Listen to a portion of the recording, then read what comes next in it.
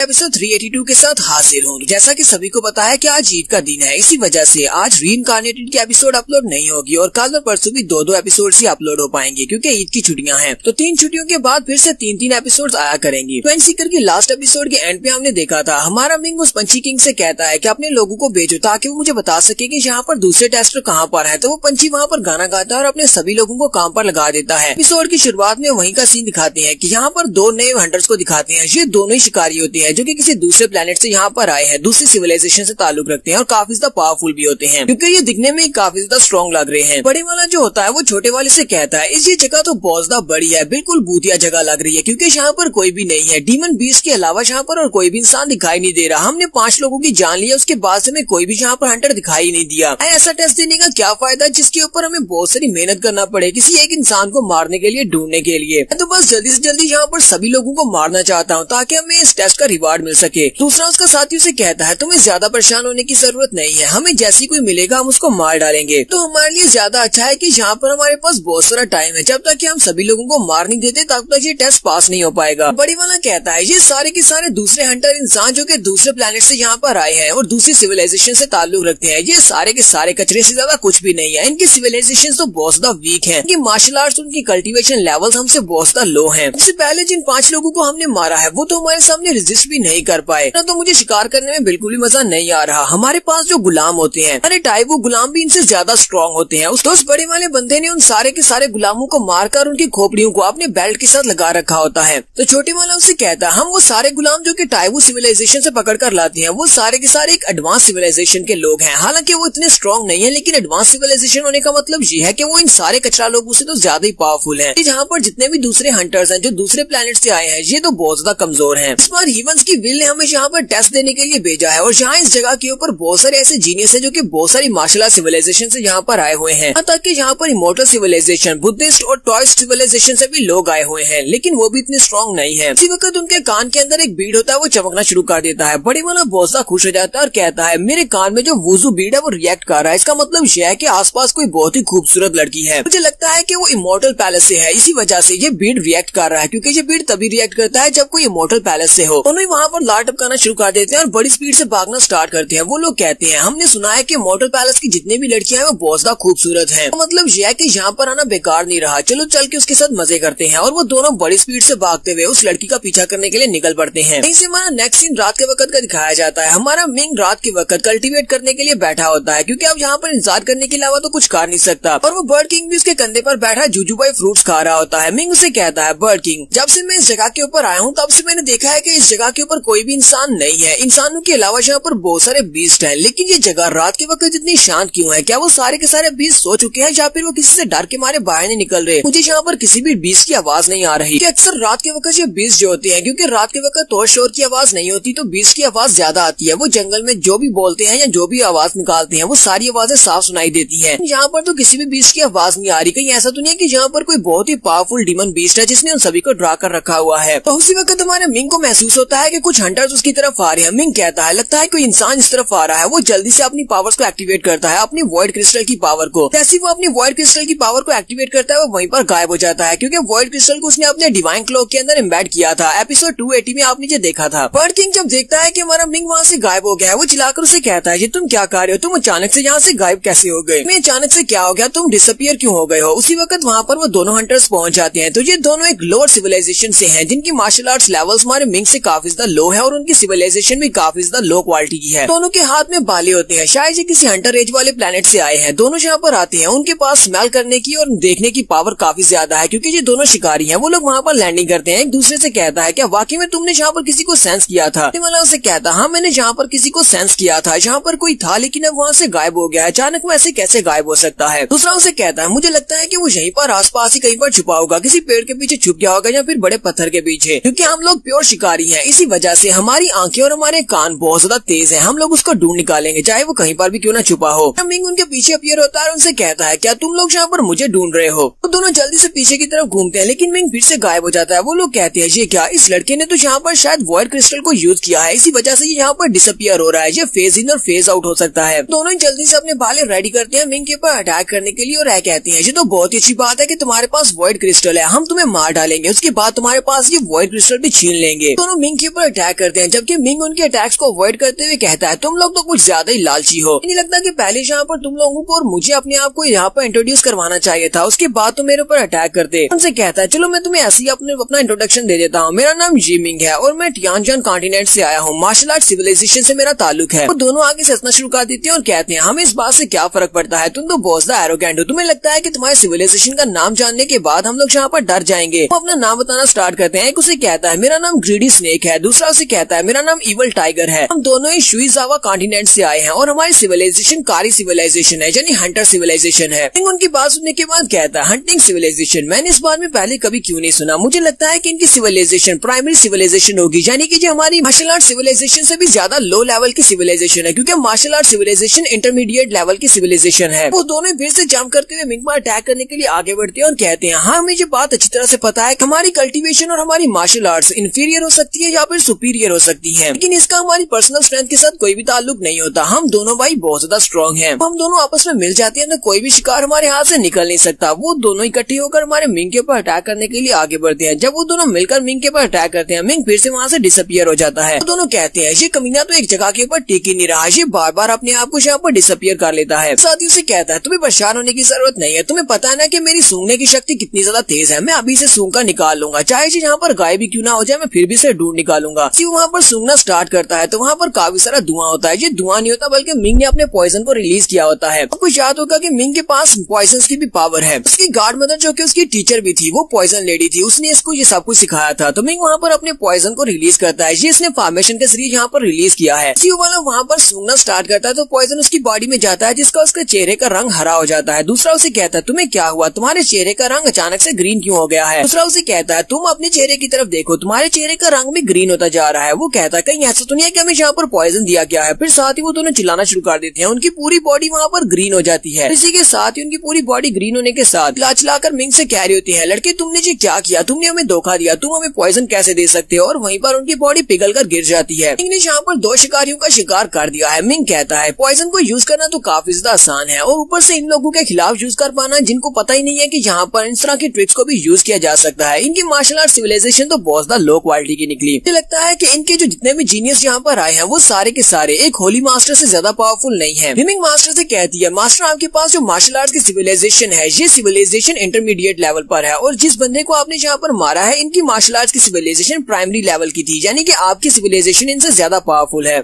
चाहे यहाँ पर जितने भी कल्टीवेटर्स आए हैं सभी ये कल्टीवेशन लेवल सेम ही क्यों ना हो, लेकिन मार्शल आर्ट्स के इंफीरियर और सुपीरियर होने की वजह से सभी के पावर में बहुत बड़ा गैप होगा। कोई एडवांस लेवल का कल्टीवेटर यहाँ पर आता है, चाहे उसका लेवल आपके बराबर हो लेकिन उसकी स्ट्रेंथ आपसे ज्यादा होगी। प्रिंसिपल स्वर्ड से कहती है मास्टर बिमिंग ने बिल्कुल ठीक कहा, आपको बहुत ज्यादा कॉशियस रहना पड़ेगा। अगर आपका सामना किसी एडवांस लेवल की सिविलाइजेशन के बंदे के साथ होता है तो आपको मुश्किल हो जाएगी। कहता है तो फिर यहाँ पर सेफ साइड पर रहने के लिए मुझे अपने लिए कुछ फॉर्मेशन को सेटअप करना पड़ेगा, क्योंकि चाहे वो कितने स्ट्रॉन्ग क्यों ना हो, अगर एक बार मेरी फॉर्मेशन में फंस गए तो फिर मैं जीतूंगा। फिर नेक्स्ट सीन में दिखाते हैं कि मिंग एक पेड़ के पास बैठ जाता है, वहाँ पर उसने काफी सारी फॉर्मेशंस को सेटअप कर दिया होता है। वो बस यहाँ पर इंतजार कर रहा है कि कोई शिकार आकर उसके जाल में फंसे। आराम से बैठा होता है। उसी वक्त बर्ड किंग उठता हुआ वहाँ पर आता है, चिल्लाकर उससे कहता है चलो जल्दी से यहाँ से भागो। यहाँ से तकरीबन 8 मील दूर दो इंसान है और वो दोनों ही काफी ज्यादा पावरफुल लगते हैं। वो एक खूबसूरत लड़की का पीछा कर रहे हैं और वो लड़की भागती हुई सीधी तुम्हारी तरफ ही आ रही है और वो दोनों उसके पीछे हैं। वो जल्दी यहाँ पर पहुँच जाएंगे, इससे जल्दी यहाँ से भागो। मिंग उसे कहता है बर्ड किंग तुम्हें परेशान होने की जरूरत नहीं है, मैंने पहले से उनके लिए सरप्राइज प्लान करके रखा हुआ है, अब तो बस उनके आने की इनका इंतजार है, वो जल्दी से यहाँ पर पहुंच जाएं। बस यहीं पर हमारी एपिसोड 382 का एंड हो जाता है। एपिसोड की एक्सप्लेनेशन अच्छी लगी हो तो कमेंट करके जरूर बताइएगा। चैनल को सब्सक्राइब कर दे, वीडियो को लाइक और शेयर कर दे। शुक्रिया।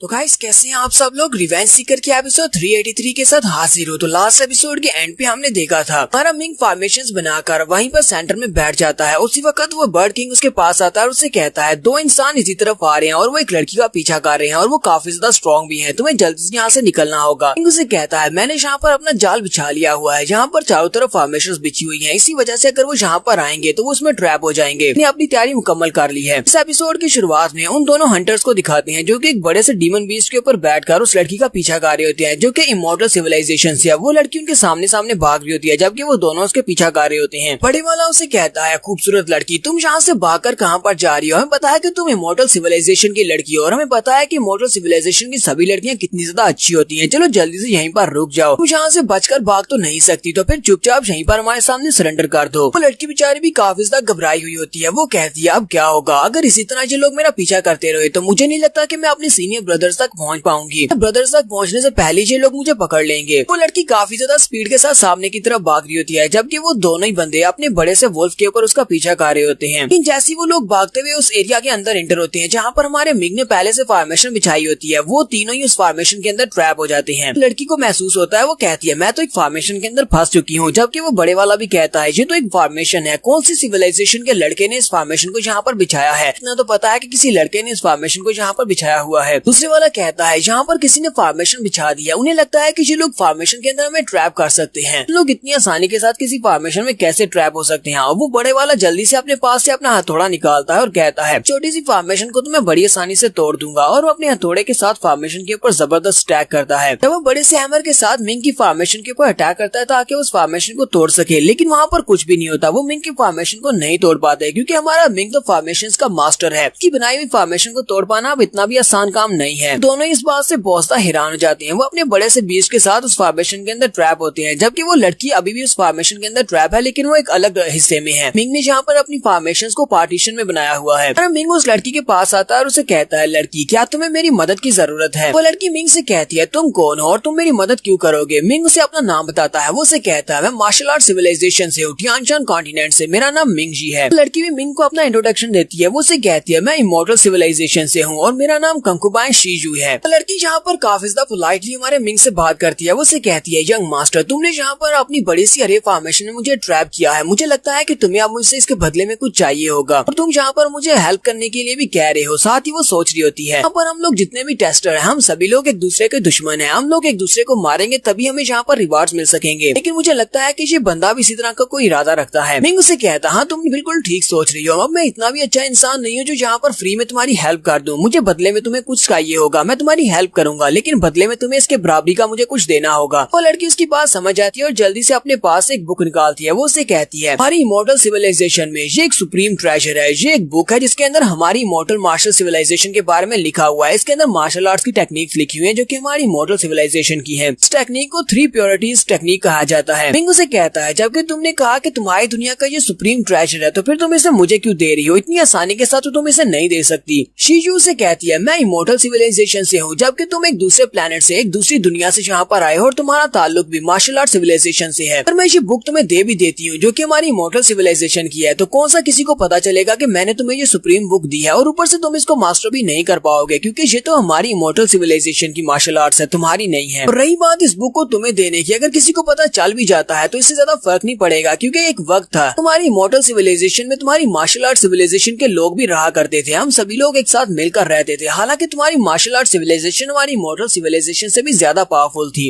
शीजू मिंग से कहती है, मुझे लगता है कि तुम अपनी मार्शल आर्ट सिविलाइजेशन के एक जीनियस लड़के हो और अगर तुम्हारे पास ये 3 प्योरिटी मार्शल आर्ट्स की बुक होगी तो तुम इसको कम्प्रीहेंड कर पाओगे। शायद अगर तुम इसको कम्प्रीहेंड कर पाए तो तुम अपनी मार्शल आर्ट्स को भी अगले लेवल तक पहुंचा सकते हो। इस वक्त तुम लोगों की जो मार्शल आर्ट सिविलाइजेशन है वो एक इंटरमीडिएट लेवल की है और हमारी एडवांस लेवल की है। मिंग उसके सामने झुकते हुए से थैंक्स बोलता है और कहता है, तुम्हारा बहुत बहुत शुक्रिया। साथ ही हमारा मिंग सोच रहा होता है, मुझे इस लड़की की स्ट्रेंथ के बारे में बात नहीं करनी चाहिए क्योंकि ये काफी ज्यादा पावरफुल है। इसकी स्ट्रेंथ को तो साइड पर रखो, बल्कि इसका दिल भी बहुत ज्यादा बड़ा है। इसने इतनी आसानी के साथ अपनी सुप्रीम ट्रेजर को मुझे दे दिया। ऊपर से ये उम्मीद करती है कि मैं इसको सीख कर अपनी मार्शल आर्ट सिविलाइजेशन को आगे बढ़ा सकूं। शीजू मिंग को उन दोनों के बारे में बताती है। वो उसे कहती है, ये दोनों लोग जो कि मेरा पीछा कर रहे हैं ये काफी ज्यादा पावरफुल है। ये एक पावरफुल सिविलाइजेशन से है जिसका नाम टावू सिविलाइजेशन है। इनकी सिविलाइजेशन भी हमारी सिविलाइजेशन की तरह काफी ज्यादा एडवांस है और इसी वजह से ये काफी ज्यादा स्ट्रॉन्ग है। मिंग उसे कहता है, तुम्हें परेशान होने की जरूरत नहीं है। ये वाली स्पेशल फॉर्मेशन ये बहुत ज्यादा स्पेशल है, इसको तोड़ पाना इतना आसान भी नहीं है। ये दोनों मिलकर भी अगर इसके ऊपर अटैक करेंगे तब इसको नहीं तोड़ पाएंगे। इसलिए जब तक तुम्हें यहाँ पर टाइम मिलता है यहीं पर बैठो, अपने वुंड्स को हील करो। अपने जख्मों को हील करने के बाद तुम यहाँ से जा सकती हो। मैं तुम्हें यहाँ से बाहर निकाल दूंगा। ये दोनों इस फॉर्मेशन के ऊपर अटैक कर करके अपनी एनर्जी को गंवा देंगे। उसके बाद जब ये थक जाएंगे मैं इनके ऊपर अटैक करके इनको फिनिश कर दूंगा। हमारा मिंग भी जल्दी से इस बुक को ओपन करता है और साथ ही अपनी टाइची डिवाइन आर्ट को एक्टिवेट करते हुए उस बुक को कम्प्रीहेंड करना स्टार्ट करता है। मिंग को पता चलता है कि इमॉर्टल सिविलाइजेशन वालों की जो मार्शल आर्ट्स है वो इनकी मार्शल आर्ट से ज्यादा बेहतर है। मिंग कहता है अगर तुम्हारी मॉडल सिविलाइजेशन इतनी ज्यादा पावरफुल है तो तुम लोगों को तो पूरी दुनिया के ऊपर राज करना चाहिए था। शीजू उसे कहती है हाँ ये बात वाकई में सच है कि हमारी मॉडल सिविलाइजेशन की जो मार्शल आर्ट्स है वो बाकी सभी पर डोमिनेंट है, लेकिन इसकी वजह ये भी है कि हम लोग कभी भी दुनिया के ऊपर राज नहीं कर पाए क्योंकि जितनी भी सिविलाइजेशन है उन्होंने हमारे ऊपर बहुत ज्यादा दबाव डाला हुआ है। वो कभी भी किसी एक सिविलाइजेशन को इतना ज्यादा पावरफुल नहीं बनने देंगे। अगर उन सभी का प्रेशर हमारे ऊपर नहीं होता तो हमारी मॉडल सिविलाइजेशन एडवांस लेवल से बढ़कर सुपर सिविलाइजेशन तक पहुंच चुकी होती और हमारे पास अपने गार्ड्स होते। मिंग कहता है मुझे इस बारे में पता है कि दुनिया पहले एक ही हुआ करती थी, ये एक बहुत बड़ा टुकड़ा हुआ करती थी जिसके ऊपर सारे इंसान रहते थे। उसके बाद एक तबाही हुई और सारे के सारे प्लैनेट्स अलग हो गए। सभी प्लैनेट्स के ऊपर इंसान बिखर गए। तो ये तबाही नहीं होती तो अब तक इंसानी रेस खत्म हो चुकी होती। शीजू से कहती है तुम्हें अभी इस यूनिवर्स के बारे में कुछ भी नहीं पता। ताकि 3 बहुत ही पावरफुल सुप्रीम गार्ड रेसेस हैं और इसके अलावा 100 ह्यूमन रेसेस हैं जो कि हमारी इमेजिनेशन से भी ज्यादा पावरफुल हैं। जहाँ पर इस टेस्ट को देने के लिए इसीलिए आई हूँ ताकि मैं मेन गार्ड बन सकूँ। जब मैं एक मेन गार्ड बन जाऊंगी तो फिर मैं अपनी मॉडल सिविलाइजेशन को एडवांस लेवल से भी ऊपर लेकर जाऊंगी। मैं अपनी सिविलाइजेशन को सुपर लेवल तक पहुंचाऊंगी। मिंग उसे कहता है तुम्हारी एडमिनिस्ट्रेशन तो काफी ज्यादा अच्छी है और तुम्हारा मकसद भी काफी ज्यादा अच्छा है, लेकिन मैं तुम्हारी इतना ज्यादा अच्छा नहीं हूँ। मैं इतना ज्यादा टैलेंटेड हूँ। मैं तो बस अपनी मार्शल आर्ट सिविलाइजेशन को बहुत ज्यादा आगे लेकर जाना चाहता हूँ, इतना ज्यादा आगे लेकर जाना चाहता हूँ कि मैं बाकी की सारी दुनियाओं के ऊपर राज कर सकूँ। वो दोनों यहाँ पर काफी देर तक गप्पे लगाते हैं। शीजू अपने पास से एक ड्रिंक निकालती है और उसे कहती है तुम्हारा भी एम्बिशन काफी ज्यादा अच्छा है, हम दोनों के मकसद अच्छे हैं, चलो ठीक है क्यों ना यहाँ पर हम दोनों बैठकर ड्रिंक करें। और वो दोनों वहाँ पर थोड़ी देर बैठकर ड्रिंक करते हैं। अब ड्रिंक कर रहे होते हैं उसी वक्त शीजू को महसूस होता है कि उसके बिग ब्रदर वहाँ पर आ चुके हैं। शीजू मिंग से कहती है मेरे सीनियर ब्रदर्स यहाँ पर पहुंच चुके हैं। मिंग उसे कहता है अगर वो तुम्हारे सीनियर ब्रदर है तो क्यों ना उन लोगों को भी इस फॉर्मेशन के अंदर इन्वाइट किया जाए, तो उनको भी यहाँ पर बुला लेती है। शीजू से कहती है नहीं नहीं, मेरे सीनियर ब्रदर मेरी तरह बिल्कुल भी अच्छे नहीं है, बल्कि वो बहुत ज्यादा जालिम है। तो उन्होंने यहाँ पर देखा कि तुम एक बहुत ही टफ ओपोनेंट हो तो वो तुम्हें मार डालेंगे। अपनी फॉर्मेशन को ओपन करो और मुझे यहाँ से बाहर जाने दो, मैं उन्हें यहाँ से लेकर चली जाऊंगी। कोशिश करना कि जब तक हम लोग यहाँ पर है बाहर मत निकलना। मिंग उसके लिए दरवाजा ओपन करता है और कहता है ठीक है तुम जा सकती हो, तुम्हारा बहुत बहुत शुक्रिया यहाँ पर मुझे ये सुप्रीम बुक देने के लिए।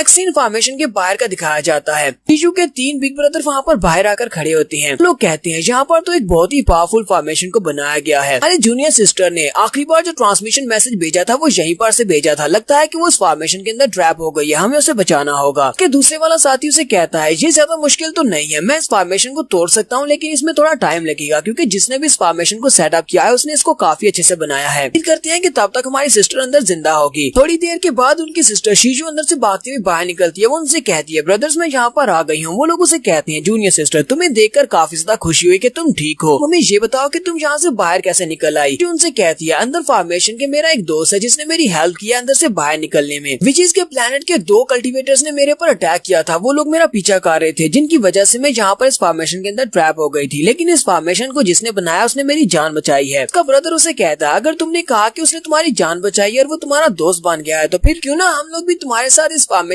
के अंदर जाएं और जाकर तुम्हारे उस दोस्त को थैंक यू बोलें क्योंकि उसने तुम्हारी जान बचाई है। आप फिर अपने दोस्त को यहाँ पर बाहर बुला लो, हम उससे खुद मिलते हैं। शीजून से कहती है सीनियर ब्रदर्स तुम्हें उसको परेशान करने की जरूरत नहीं है और ना ही उससे मिलने की जरूरत है, मुझे यहाँ पर करीब में एक बहुत ही अच्छा रिवार्ड मिला था, ट्रायल रिवार्ड, चलो जल्दी से वहाँ पर चलते हैं। लोग उसे कहते हैं चलो फिर ठीक है यहाँ से चलते हैं और वो सभी लोग वहाँ से चले जाते हैं जबकि हमारा मिंग उसी तरफ देख रहा होता है। क्योंकि वहाँ से चले जाने के बाद वो दोनों लड़के जिनको हमारे मिंग ने अपनी फॉर्मेशन में ट्रैप किया होता है वो अभी भी फॉर्मेशन के ऊपर बार-बार अटैक कर रहे होते हैं। वो कहते हैं आखिर इस फॉर्मेशन को किसी ने किस तरह बनाया कि हम लोग इस फॉर्मेशन को तोड़ नहीं पा रहे। अगर हम लोग यहाँ पर इस फॉर्मेशन के अंदर ज्यादा अरसे तक फंसे रहे तो हमारी एनर्जी डिप्लीट हो जाएगी। हो सकता है कि जिसने भी इस फॉर्मेशन को बनाया वो यहाँ से चला गया हो, उसने फॉर्मेशन को यहाँ पर बिछा के खुद भाग गया होगा, हम लोग यहीं पर फंसे रह जाएंगे। फिर साथ ही वो बड़े वाला चिल्लाकर कहता है लगता है कि मुझे इस फॉर्मेशन को तोड़ने के लिए ब्रेकिंग बीड को यूज करना पड़ेगा, लेकिन वो एक बहुत ही कीमती ट्रेजर है, जबकि मुझे यहाँ पर इतने ज्यादा पावरफुल ट्रेजर को यूज करना पड़ रहा है इस बड़ी फॉर्मेशन को तोड़ने के लिए। तो मैं वादा करता हूँ जब मैं इस फॉर्मेशन को तोड़कर बाहर निकलूंगा और मुझे वो बंदा मिलेगा तो फिर मैं उसको नहीं छोड़ूंगा, मैं उसको ढूंढकर उसके टुकड़े टुकड़े कर दूंगा। तो यहीं पर हमारी एपिसोड 383 का एंड हो जाता है। एपिसोड की एक्सप्लेनेशन अच्छी लगी हो तो कमेंट करके जरूर बताइएगा। चैनल को सब्सक्राइब कर दे, वीडियो को लाइक और शेयर कर दे। शुक्रिया।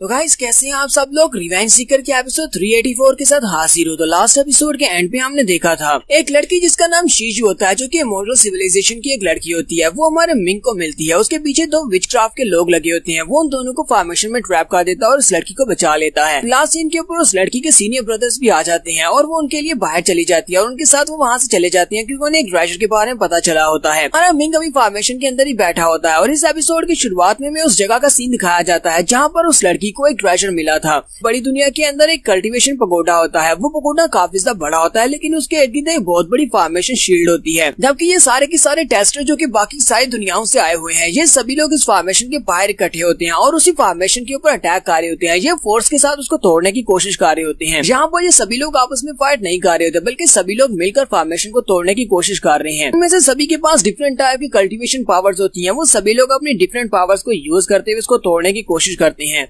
इमोर्टल सिविलाइजेशन के तीनों लोग और उनके साथ वो लड़की शीजू जी साइड पे ऊपर खड़े होते हैं। तो उनका सीनियर ब्रदर उनसे कहता है, मुझे लगता है कि इस कल्टीवेशन पगोडा के अंदर कोई ना कोई ट्रेजर तो जरूर होगा, इसी वजह से यहाँ पर इतनी पावरफुल सील है। शीजू उनसे कहती है, लेकिन यहाँ पर फॉर्मेशन बहुत ज्यादा स्ट्रॉन्ग है, पहले इस फॉर्मेशन को तोड़ा जाएगा तभी तो अंदर जाकर ट्रेजर ले सकते हैं। जूनियर ब्रदर आगे बढ़ता है और फॉर्मेशन के ऊपर हाथ रख के उनसे कहता है, फॉर्मेशन को तोड़ना मेरे लिए आसान है, लेकिन ये वाली फॉर्मेशन मैं नहीं तोड़ पाऊंगा क्योंकि इसको तोड़ पाना बहुत ज्यादा मुश्किल है। लगता है कि हमें यहाँ पर किसी और मास्टर को ढूंढना पड़ेगा जिसको फॉर्मेशन की मास्टरी आती हो, वही इस फॉर्मेशन को अच्छे से तोड़ पाएगा। जो उनकी बातें सुनने के बाद सोच रही होती है, अब हमें यहाँ पर ऐसा कौन सा बंदा ढूंढना होगा जिसको फॉर्मेशन की मास्टरी आती है। तो यहाँ पर कोई भी मिलना पॉसिबल नहीं है क्योंकि हम लोग यहाँ पर किसी को भी नहीं जानते। पर उसकी नजर साइड पर पड़ती है तो मिंग हमारा वहाँ पर खड़ा फ्रूट खा रहा होता है। वो उसे कहती है, ब्रदर जी तुम यहाँ पर क्या कर रहे हो, तुम यहाँ पर क्यों आए हो, तुम तो अपनी फॉर्मेशन के अंदर बैठे हुए थे। मिंग उसे कहता है, मैं उस फॉर्मेशन के अंदर बैठे बैठे बहुत ज्यादा थक गया था, इसी वजह से मैं यहाँ पर चला आया। हमारा मिंग सोच रहा होता है, मैं बहुत ज्यादा क्यूरियस था जब इस लड़की ने कहा कि इसे ट्रेजर मिला है, इसी वजह से मैं ट्रेजर देखने के लिए आया हूँ। हमारा मिंग अपने पास एक और फ्रूट निकालता है, शीजू को देते हुए कहता है, तुम्हारी इमोर्टल सिविलाइजेशन के फ्रूट्स पता नहीं कैसे होते होंगे, चलो जल्दी से ये फ्रूट खाकर देखो, तुम्हें पता चले हमारे टिंजू एम्पायर के फ्रूट्स कितने अच्छे होते हैं। उसके पास से वो फ्रूट ले लेती है और फ्रूट को खाते हुए से कहती है, मुझे ये बताओ कि विचेस क्राफ्ट के वो लोग कहाँ पर हैं, वो दोनों लड़के जिनको तुमने फॉर्मेशन में फंसा दिया था। मिंग उसे कहता है, पहले मैंने तुम्हारी जान बचाई, उसके बाद मैं थक गया था, इसी वजह से मैंने उनके ऊपर अटैक नहीं किया, मैंने उनको नहीं मारा। दोनों बेचारे तो अभी भी उस फॉर्मेशन के अंदर है, फॉर्मेशन को तोड़ने की कोशिश कर रहे हैं। यहाँ पर एक और लड़का होता है जो कि ब्लड डीमन सिविलाइजेशन से है, वो काफी ज्यादा पावरफुल होता है। वो अपने पंजे के अंदर अपनी पावर्स को रिलीज करता है। उसके स्पेशल मूव का नाम 10,000 ब्लड क्ला होता है। वो अपनी क्ला के साथ एनर्जी को रिलीज करते हुए उस फॉर्मेशन के ऊपर अटैक करता है। उसका अटैक काफी ज्यादा पावरफुल होता है, लेकिन उस फॉर्मेशन के ऊपर फर्क नहीं पड़ता, एक स्क्रैच भी नहीं पड़ता क्योंकि वो फॉर्मेशन बहुत ज्यादा स्ट्रॉन्ग है। वो कहता है, ये फॉर्मेशन तो बहुत ज्यादा टफ है, इसको तोड़ पाना काफी मुश्किल है। वो फॉर्मेशन के ऊपर अटैक करके साइड पर देखता है तो उसकी नजर हमारे मिंग पर पड़ती है, जो कि वहाँ पर बड़े ही आराम से खड़ा फ्रूट खा रहा होता है। वो चिल्लाकर उसे कहता है, लड़के यहाँ पर कर क्या रहे हो, तुम यहाँ पर खड़े होकर फ्रूट खा रहे हो जैसे कि तुम यहाँ पर कोई मूवी देखने के लिए आए हो और इस सबको एंजॉय कर रहे हो। यहाँ पर हमारे साथ आकर इस फॉर्मेशन को तोड़ना होगा। तुम्हें क्या लगता है कि हम तुम्हारे लिए फॉर्मेशन को तोड़ेंगे, उसके बाद तुम भी आसानी से कल्टीवेशन पगोडा में जाकर अपने लिए ट्रेजर ले सकते हो। बाकी के सभी लोग भी वहाँ पर इकट्ठे होना शुरू हो जाते हैं और कहते हैं, लगता है कि वहाँ पर मजा आने वाला है, चलो जल्दी से इधर आ जाओ। तो सारे भी इसका साथ देते हुए मिंग से कह रहे होते हैं, तुम्हें यहाँ पर हम सभी की मदद करना होगी, तुम यहाँ पर आराम से खड़े होकर फ्रूट नहीं खा सकते, यहाँ पर आओ और आकर इस फॉर्मेशन को तोड़ने में हमारी मदद करो।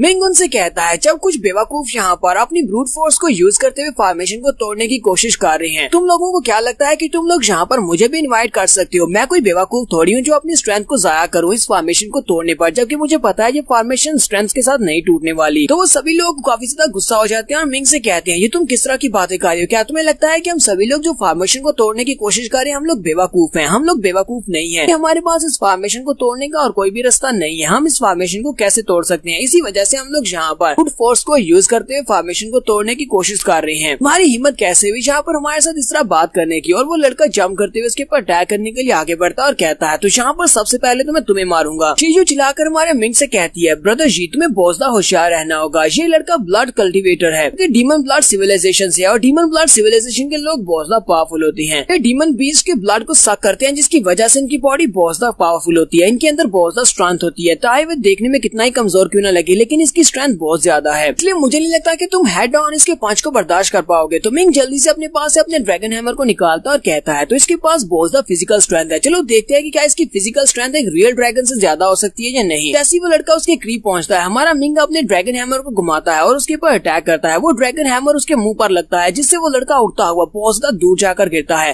काफी सारे पहाड़ होते हैं, वो उन सारे पहाड़ों को तोड़ता हुआ काफी दूर जाकर पटकता होता है वो सभी देखने वाले बहुत सा हैरान हो जाते हैं और कहते हैं तो कैसे हो सकता है, क्या तुमने देखा? लड़के मिंग ने सिर्फ एक बार अपने हैमर को घुमाकर उसके ऊपर अटैक किया और सिर्फ एक ही हिट के साथ उसको इतने जोर से मारा है कि वो उड़ता हुआ पहाड़ों को तोड़ता हुआ काफी दूर जाकर गिरा है। इसका मतलब तो यह है कि इस लड़के के पास कम से कम 1 बिलियन कैटीज की पावर तो जरूर होगी। और कल्टीवेटर ने यहाँ पर थोड़ी देर के लिए इसको रेजिस्ट किया। इसका मतलब यह है कि उसके पास भी मिलियन कैटीज की पावर थी। वो लड़का मार खाने के बाद जो काफी दूर जाकर गिरा था वो मिट्टी के अंदर से बाहर निकलता है और सोच रहा होता है ये बंदा मुझसे बहुत ज्यादा पावरफुल है, सिर्फ एक ही पंच में मुझे पता चल गया है। मुझे लगता है कि मुझे इससे दूर रहना चाहिए और वो बड़ी स्पीड से वहाँ से भाग जाता है। मिंग भी इस बात से काफी ज्यादा हैरान होता है। मिंग कहता है मैंने अपनी फुल स्ट्रेंथ के साथ अपने ड्रैगन हैमर से उसके ऊपर अटैक किया था। उसके फुल स्ट्रेंथ के साथ किए हुए अटैक से भी वो बच गया और जहाँ तक कि वो उठकर भाग भी गया। इसका मतलब तो ये है कि ब्लड कल्टीवेटर्स भी काफी ज्यादा पावरफुल हैं। जैसा कि शीजुई ने बताया है कि इनकी पावर्स काफी ज्यादा होती है, इनकी फिजिकल स्ट्रेंथ ज्यादा होती है। इसका मतलब यह है कि इनके प्लेनेट के ऊपर इनकी जो ब्लड कल्टीवेशन आर्ट है ये काफी ज्यादा स्पेशल लगती है, जिससे हम लोग अपनी फिजिकल बॉडी को स्ट्रॉन्ग बना सकते हैं। हमारे मिंग ने यहाँ पर एक कल्टीवेटर को डरा कर क्या भगा दिया। बाकी के सभी लोग वहाँ पर बातें कर रहे होते हैं। वो लोग कहते हैं इस लड़की के साथ कोई भी पंगा मत लेना, क्योंकि पता नहीं ये कौन सी सिविलाइजेशन है, लेकिन ये काफी ज्यादा पावरफुल लगता है। अगर हमें इसके साथ चलना है तो फिर साथ मिलकर चलना होगा। हम इसके खिलाफ बिल्कुल भी नहीं हो सकते, क्योंकि ब्लड डीमन कल्टीवेशन वाला वो लड़का काफी ज्यादा स्ट्रॉन्ग था, लेकिन इसने एक ही अटैक में इसको हरा दिया। शीजुई हमारे मिंग से कहती है ब्रदर क्या तुम ठीक हो? मिंग उसे कहता है बिल्कुल ठीक हूँ। शीजुई मिंग के साथ यहाँ पर खड़ी होती है कि उसके तीनों भाई भी वहाँ पर आ जाते हैं। वो उसे कहते हैं शीजुई ये लड़का कौन है? हम लोग तो यहाँ पर उस फॉर्मेशन को तोड़ने में काफी ज्यादा बिजी थे, इसी वजह से हम लोगों ने इस तरफ ध्यान नहीं दिया। बताओ कि तुम इस लड़के के साथ क्या कर रही हो? क्या ये लड़का बहुत ज्यादा स्पेशल है? उसका दूसरा भाई उसे कहता है इस ट्रायल ग्राउंड में तुम किसी के ऊपर भी भरोसा नहीं कर सकती। यहाँ पर जितने भी लोग हैं वो सभी एक दूसरे के दुश्मन है और सभी का मकसद एक दूसरे को मारना है। ऊपर से तुमने तो इसके फ्रूट्स को भी खा लिया, हो सकता है कि इसके फ्रूट्स के अंदर पॉइजन हो, ये पॉइजन देकर तुम्हें मारना चाहता हो। हमारा मिंग उसकी तरफ देखता है और कहता है जिस इंसान का दिल बुरा हो वही यहाँ पर बुरे काम करता है, जिसके पास एक विलेन का हार्ट होता है। इनके दिमाग में इस तरह के बुरे आइडियाज आ सकते हैं। हमारे जहन में ये आइडिया आया कि मैं इसको पॉइजन देकर मार सकता हूँ, क्योंकि तुम एक विलेन की तरह दिखाई देते हो, तुम बहुत ज्यादा बुरे लग रहे हो। लड़का ये बात सुनते ही बहुत ज्यादा गुस्सा हो जाता है और अपनी पावर्स को रिलीज करता है। वो अपनी पावर्स को रिलीज करते एनर्जी के साथ काफी सारे सिल्क बना लेता है। मिंग इस बात से काफी हैरान होता है। मिंग कहता है क्या ये सारे के सारे सिल्क हैं? मिंग साथ ही कहता है नहीं ये सिल्क नहीं है, यानी कि ये धागा नहीं है, ये तो इसकी स्वर्ड एनर्जी है। इसने अपनी स्वर्ड के साथ स्ट्राइक लगाई और उसकी एनर्जी को पर थ्रेड की फॉर्म में बहुत ज्यादा बारीक कर लिया है। इसका मेथड तो काफी ज्यादा इंटरेस्टिंग है। तो हमारा मिंग जल्दी से अपने पास से अपनी भारी तलवार को निकालता है और जांटियान व्हाइट एम्परर की तलवारबाजी की टेक्निक के साथ उसके ऊपर अटैक करता है। अटैक करने के साथ ही उसी की चाल को उसी के ऊपर उल्टा कर देता है। हमारा मिंग भी यहाँ पर अपनी इनविंसिबल स्वर्ड को साथ में यूज कर रहा होता है। सामने वाला जूनियर ब्रदर भी इस बात से काफी ज्यादा हैरान हो जाता है और कहता है इसने यहाँ पर कौन सी किस किस्म की तलवार को यूज किया है, क्या ये एक इनविंसिबल स्वर्ड है? शीजुई चिल्लाकर हमारे मिंग से कहती है प्लीज ब्रदर ये इसको छोड़ दो, इसके ऊपर तरस खाओ, ये मेरा सीनियर ब्रदर है। मिंग उसे कहता हाँ क्यों नहीं, मैं इसके ऊपर तरस ही खा रहा हूँ। और साथ ही हमारा मिंग अपनी मुट्ठी को बंद करता है और उसकी जितनी भी एनर्जी होती है उस सारी एनर्जी के साथ उस लड़के की बॉडी के ऊपर जितने कपड़े होते हैं वो सारे उतार देता है। लड़का वहाँ पर नंगू पंगू होकर खड़ा हो जाता है, जबकि उसके बाकी के सारे साथी उसके बदन को वहाँ पर कपड़ों से ढक देते हैं। मिंग उन लड़कों से कहता है अगर यहाँ पर मिस शीजुई ने तुम लोगों की जान की भीख नहीं मांगी होती तो अब तक तुम लोग मर चुके होते। हमारी बॉडी के ऊपर मैंने सिर्फ कपड़े नहीं उतारे थे बल्कि मैंने तुम्हारी चमड़ी भी उतार देनी थी। पर हमारी एपिसोड 384 का एंड हो जाता है। एपिसोड की एक्सप्लेनेशन अच्छी लगी हो तो कमेंट करके जरूर बताइएगा। चैनल को सब्सक्राइब कर दे, वीडियो को लाइक और शेयर कर दे। शुक्रिया।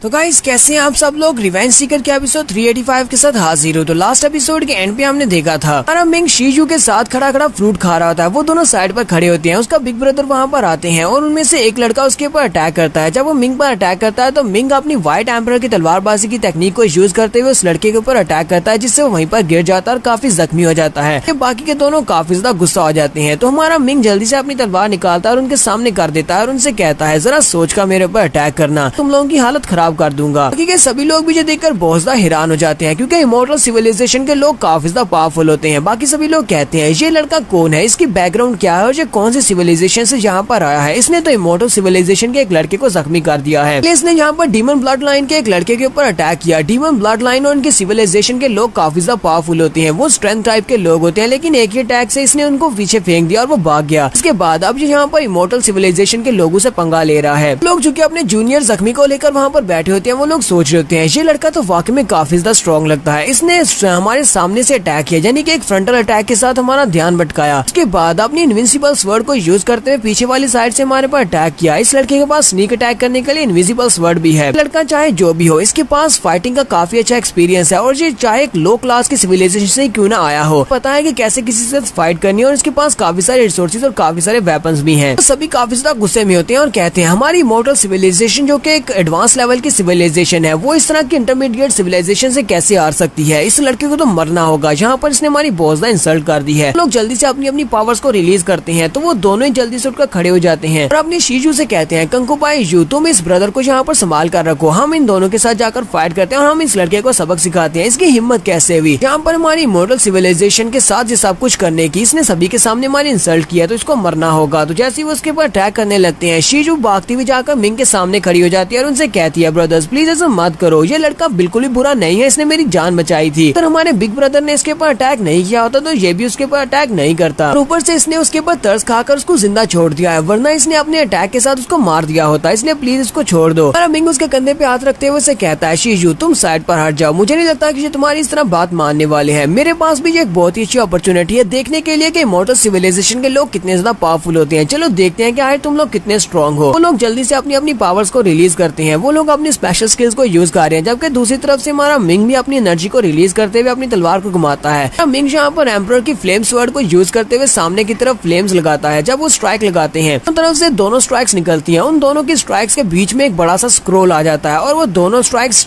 स्क्रोल के साथ टकराकर वहीं पर डेसिपेट हो जाती हैं और वो दोनों इस बात से काफी हैरान होते हैं। सिविलाइजेशन के लोग चिल्लाकर कहते हैं अब यहाँ पर बीच में कौन टपक आया है, तो वहाँ पर एक मॉन्क होता है जिसने अपने स्क्रोल को यूज करते हुए उनकी पावर्स को वहाँ पर रोक दिया होता है। वो उनसे कहता है तो यहाँ पर दो हो, जबकि दूसरी तरफ ये लड़का बेचारा अकेला है, तो क्यों ना यहाँ पर मैं भी इस फाइट को ज्वाइन कर लूं। तो यहाँ पर हम लोग 2-on-2 की फाइट करते हैं। तो वो सभी लोग कहते हैं आए तुम हो कौन हो, कहाँ पर से यहाँ पर आए हो। मॉन्क उनको बताता है कि मेरा लास्ट नेम मैंग है, मुझे लगता है कि मेरे नाम से तुम्हें पता चल गया होगा कि मेरा नाम क्या है, चलो मैं तुम्हें अपनी सिविलाइजेशन के बारे में बताता हूँ। वो उसे कहता है मैं शूशान कॉन्टिनेंट से यहाँ पर आया हूँ, कन्फ्यूशियन सिविलाइजेशन से मेरा ताल्लुक है। जैसे वो वहाँ पर कन्फ्यूशियन सिविलाइजेशन का नाम बताता है वो भी लोग कहते हैं ये लोग तो मॉन्क्स की सिविलाइजेशन से हैं। मोटर सिविलाइजेशन के लोग कहते हैं कन्फ्यूशियन सिविलाइजेशन के लोग तो काफी ज्यादा पावरफुल हैं क्योंकि इनके पास अपना मेन गार्ड है और जो सुपर सिविलाइजेशन बनने के बहुत ज्यादा करीब है। मिंग आगे बढ़ता है और हमारे मिंग से कहता है प्लीज ब्रदर इन लोगों को माफ कर दो, इन्हें यहाँ से जाने दो। मिंग उसे कहता है हाँ ठीक है क्यों नहीं, मेरा नाम ये मिंग है और मैं यहाँ पर मार्शल आर्ट सिविलाइजेशन से आया हूँ जो कि टियानजन कॉन्टिनेंट में है। मिंग की बात सुनने के बाद कहता है तो तुम मार्शल आर्ट सिविलाइजेशन से हो। मार्शल आर्ट सिविलाइजेशन तो वाकई में बहुत ज्यादा अमेजिंग सिविलाइजेशन है, मैंने इसके बारे में काफी कुछ सुना है। तुम लोग तो टाओइज्म और बुद्धिज्म के काफी ज्यादा करीब हो और मुझे लगता है कि कुछ सालों के बाद तुम्हारी मार्शल आर्ट सिविलाइजेशन बुद्धिज्म और इमॉर्टल सिविलाइजेशन के काफी ज्यादा करीब पहुंच जाएगी क्योंकि फिलहाल के लिए तुम्हारी मार्शल आर्ट सिविलाइजेशन काफी ज्यादा वीक है। लेकिन अफसोस की बात यह है कि फिलहाल तुम्हारी मार्शल आर्ट सिविलाइजेशन सिर्फ एक इंटरमीडिएट लेवल की सिविलाइजेशन है। जो तुम्हारे लिए बहुत बड़े अफसोस की बात है कि ये तुम्हारी सिविलाइजेशन का लो क्लास का होना तुम्हारी फ्यूचर प्रैक्टिस को बहुत ज्यादा असरअंदाज करेगा। मिंग उसकी बात सुनने के बाद काफी हैरान होता है और उसे कहता है अब इस बात का क्या मतलब है कि ये मेरी मार्शल आर्ट्स को इफेक्ट करेगा, सिविलाइजेशन का मेरी प्रैक्टिस के साथ क्या ताल्लुक है। मिंग उसे कहता है मैं तुमसे इस बारे में बाद में बात करूंगा, पहले इस तरह यहाँ पर जो मसला है उसे निमट लेते हैं। उन दोनों की तरफ देखता है और कहता है तो आप बताओ कि तुम लोग यहाँ पर क्या करना चाहते हो। तो वो तीनों ही उठकर खड़े हो जाते हैं और सोच रहे होते हैं हालांकि हम यहाँ पर 3 हैं और ये 2 हैं, लेकिन कन्फ्यूशियन सिविलाइजेशन के लोगों से फाइट करना काफी ज्यादा मुश्किल हो जाता है क्योंकि ये लोग मॉन्क्स हैं और ये इनके साथ फाइट करना इतना आसान नहीं है। कन्फ्यूशियन सिविलाइजेशन एक ऐसी सिविलाइजेशन है जो कि एंशिएंट टाइम से यहाँ पर उनके पास अपना मेन गॉड है, इसी वजह से ये सुपर सिविलाइजेशन बनने के बहुत ज्यादा करीब है। यहाँ पर बुद्धिज्म टाओइज्म यहाँ पर इमॉर्टैलिटी की देखा जाए तो हम तीनों की सिविलाइजेशन इन लोगों की सिविलाइजेशन से लो क्लास की है। इनके जितने भी मॉन्क्स होते हैं वो सारे के सारे अपने मेन गॉड के साथ बात कर सकते हैं और अगर ये अपने मेन गॉड के साथ कम्युनिकेट कर सकते हैं और अगर इससे यहाँ पर मुश्किल लगी तो मेन गॉड इसकी मदद करेगा और हमारे पर अटैक करेगा जिससे हमारे लिए इसके साथ फाइट करना मुश्किल हो जाएगा। मैं नहीं चाहता कि हमारी इमॉर्टल सिविलाइजेशन कभी भी मॉन्क्स की सिविलाइजेशन के साथ पंगा ले। वो तीनों पीछे की तरफ मुड़ जाते हैं और अपनी जूनियर सिस्टर से कहते हैं सिस्टर चलो यहाँ से चलते हैं। वो उनसे कहती है हाँ ठीक है कि शीशु जाने से पहले मिंग से बोलती है प्लीज इनको माफ कर देना। उसे कहता है तुम्हें माफी मांगने की जरूरत नहीं है, ये एक ट्रायल ग्राउंड है जहाँ पर सभी एक दूसरे के दुश्मन है। अगर फ्यूचर में कभी हम दोनों का आपस में सामना होता है अगर तुम मेरे ऊपर अटैक नहीं करती तो मैं भी तुम्हें अपना दुश्मन नहीं समझूंगा, इसलिए प्लीज इस बात का ध्यान रखना मेरे ऊपर पहले अटैक मत करना वरना मैं तुम्हें भी मार डालूंगा। शीशु उसकी बात सुनने के बाद अपने भाइयों के साथ वहाँ से चली जाती है। जबकि उनके वहाँ से चले जाने के बाद मैंग मिंग से कहता है ब्रदर मुझे लगता है कि यहाँ पर अगर हम लोग अपने मुंह को यूज करते हुए इस फाइट फाइट से अवॉइड कर सकते हैं तो फिर फाइट करने की जरूरत ही क्या है। फिर साथ ही वो मिंग से कहता है चलो जल्दी से आप मेरी प्राइस निकालो कि मुझे लगता है कि तुम्हारे पास काफी सारे फ्रूट्स हैं क्योंकि पहले तुम खा रहे थे।